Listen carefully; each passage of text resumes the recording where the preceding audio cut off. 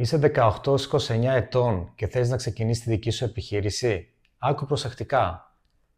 Η ΔΥΠΑ ανακοίνωσε την προδημοσίευση του προγράμματος της νέας επιχειρηματικότητας για ανέργους 18-29 ετών.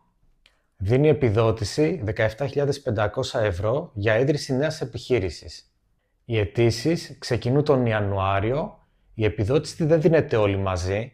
Η ΔΥΠΑ τις καταβάλει σε 3 δόσεις, μέσα σε 12 μήνες και γι' αυτό χρειάζεται καλή προετοιμασία από τώρα.